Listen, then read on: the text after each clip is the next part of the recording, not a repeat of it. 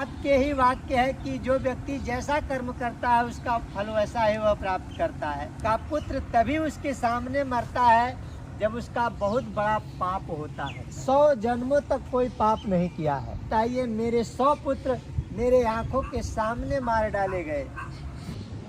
राधे राधे दोस्तों मैं आज आ चुका हूँ बालक दास बाबा की कुटी पे और बालक दास बाबा से चल के आज बात करेंगे।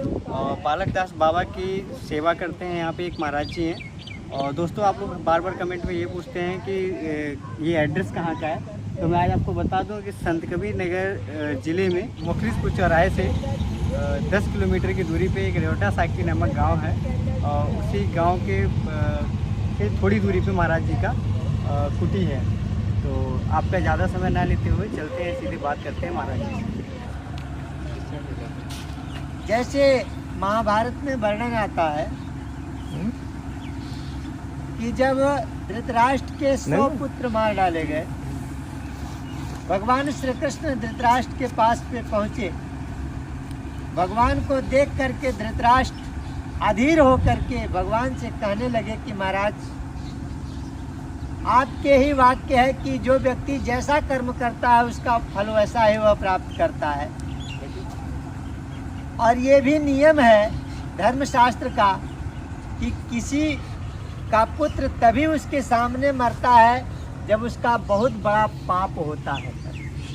मैंने अपने जीवन में 100 जन्मों तक कोई पाप नहीं किया है। 100 जन्मों की हाल हम जानते हैं, कोई पाप हम नहीं किए हैं।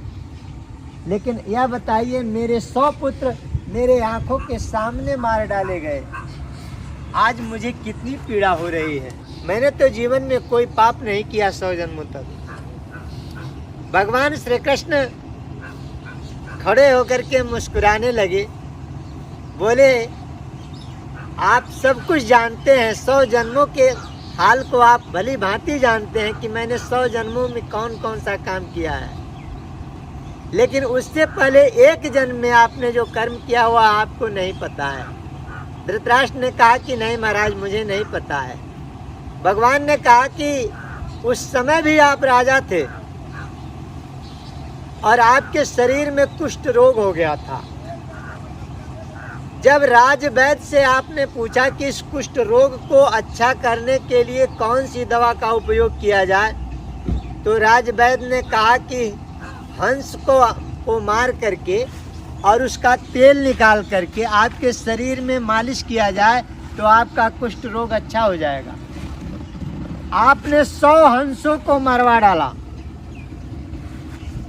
और उसका तेल निकाल करके आपके शरीर में मालिश हुआ, आपका कुष्ठ रोग अच्छा हुआ। आज वही 100 हंस वो आपके पुत्र बने और वो वही तकलीफ आज दे रहे हैं जो आपने उन लोगों को उस समय दिया था। क्योंकि जन्मत मरत दुसह दुख होई, जन्मने और मरने में असीम दुख होता है जो सहन नहीं होता है। जितना दुख मरते समय होता है उतना ही दुख जो है जन्मते समय भी होता है। जन्मना और मरना दोनों दुख बराबर ही होते हैं। इतना बताया गया है कि सैकड़ों बिच्छुओं के मारने से जितना बड़ा कष्ट होता है उतना बड़ा कष्ट मृत्यु के समय में होता है। और उतना ही बड़ा तकलीफ जब यह शरीर की जीव माँ के उदर में होता है तब उतना ही बड़ा तकलीफ होता है। बहुत बड़ा तकलीफ होता है माँ के उदर में जब यह जीव पड़ा रहता है। ये जीव जब माँ के गर्भ में होता है तो नाना प्रकार की पीड़ा पाता है और प्रभु से याचना करता है कि महाराज इस नरक से मुझे पार कर दीजिए और मैं आपके चरणों में भजन करूँगा। जब तक मैं रहूँगा संसार में तब तक आपको भजन करूँगा। लेकिन जब वो संसार में आता है तो पीछे किया हुआ जो उसका जो कौल था, जो करार था, जो शपथ था वह भूल जाता है और संसार की माया उसके साथ में लग जाती है। घूम परत भा डाबर पानी जनजीव ही माया लपटानी। जब वो संसार में आ जाता है तो कहता है कि मैं कहाँ आ गया। जैसे आकाश में जल बड़ा स्वच्छ होता है, लेकिन जब पृथ्वी पर पड़ता है तो मैल लग जाती है, ऐसे ही हमारे और आपके साथ भी होता है। जब हम इस धरती पर आते हैं तो ये माया रूपी मैल हम लोगों के साथ में लग जाती है। माया, माँ माने नहीं, या माने जो है ही नहीं उसी का नाम माया है। जो है ही नहीं उसी का नाम माया है, और उस माया के चक्कर में हम सब लोग पड़ जाते हैं। प्रिय सज्जनों, इसी तरीके से माया का चक्र है।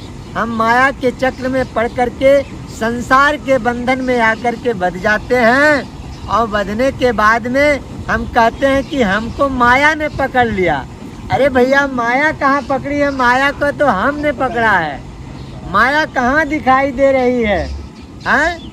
माया नहीं पकड़ी है, माया को हम खुद पकड़े हुए हैं। द्वासुपर्णा स्वेज्या सखाया, श्वेत उपनिषद में एक सूत्र आता है कि एक वृक्ष पर दो सुग्गा बैठे हुए हैं, दो पक्षी बैठे हुए हैं, और एक पक्षी फल को खा रहा है, दूसरा पक्षी फल को देख रहा है। इसी तरीके से इस संसार रूपी वृक्ष पर ईश्वर रूपी और जीव रूपी दो पक्षी बैठे हुए हैं। इस शरीर में ईश्वर और जीव रूपी दो पक्षी बैठे हैं संसार रूपी वृक्ष पर। ईश्वर रूपी पक्षी फल को सिर्फ देख रहा है, और जीव रूपी पक्षी जो है वो फल को खा रहा है। और फल के खाने के कारण ही ये जीव रूपी पक्षी संसार में फंसा हुआ है कि इस फल को खा ले कितना मीठा है, उस फल को खा ले कितना कड़वा है, उस फल को खा ले कितना स्वादिष्ट है। इसी फल के खाने में जीव रूपी पक्षी फंस करके और इसका पतन हो रहा है, और ईश्वर रूपी पक्षी बैठ करके खूब आराम से देख रहा है कि खूब आनंद ले रहो भाई। तो इसीलिए सुख और दुख ये दोनों जीव भोक्ता बनकर के, जीव रूपी पक्षी भोक्ता बनकर के देखता है। प्रिय सज्जनों, इसीलिए हमें ईश्वर और जीव, ईश्वर अंश जीव अविनाशी चेतन अमल सहज सुख राशि। जहाँ ईश्वर है वहाँ जीव भी है, जीव जहाँ है वहाँ ईश्वर भी है।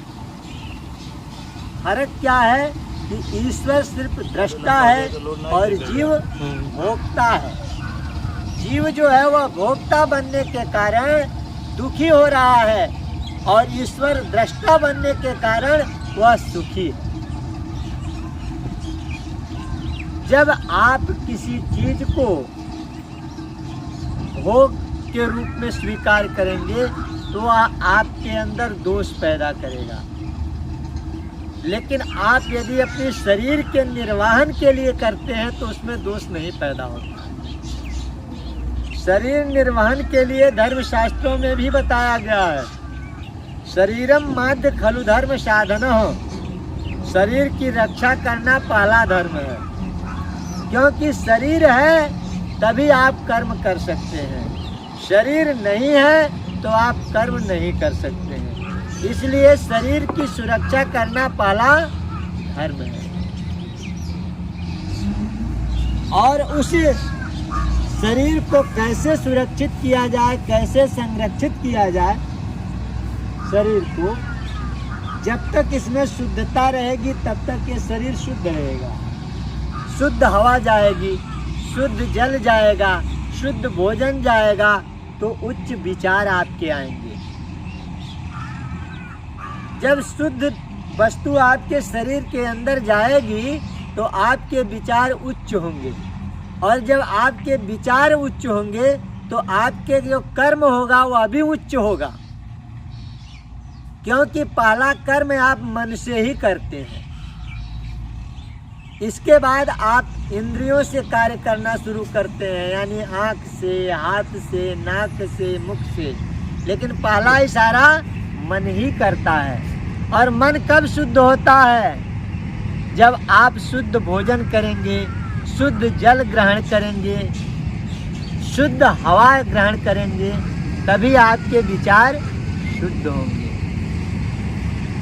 और जब विचार शुद्ध होंगे तो आपके कर्म अपने आप शुद्ध हो जाएंगे, आपके मन अपने आप जो है पवित्र हो जाएगा। और जब शुद्ध हो जाएगा तो आपका जीवन मंगलमय हो जाएगा, आनंदमय हो जाएगा, कल्याण मार्ग आप चले जाएंगे। इसलिए आइए 2 बार भगवत नाम संकीर्तन करें प्रेम के साथ में, और इसके बाद अपने वाणी को हम विराम देंगे। गोविंद जय जय गोपाल जय जय, गोविंद जय जय गोपाल जय जय, गोविंद जय जय गोपाल जय जय, गोविंद जय जय गोपाल जय जय, राधा रमण हरि गोविंद जय जय, राधा रमण हरि गोविंद जय जय, गोविंद जय जय गोपाल जय जय, गोविंद जय जय गोपाल जय जय, राधा रमण हरि गोविंद जय जय, राधा रमण हरि गोविंद जय जय, राधा रमण हरि गोविंद जय जय, राधा रमण हरि गोविंद जय जय। बोल भक्त वत्सल भगवान की जय, बोल बांके बिहारी लाल की जय, बोल संत समाज की जय, बोल समस्त भक्तों की जय, आज के आनंद की जय। जय जय श्री राधे श्याम।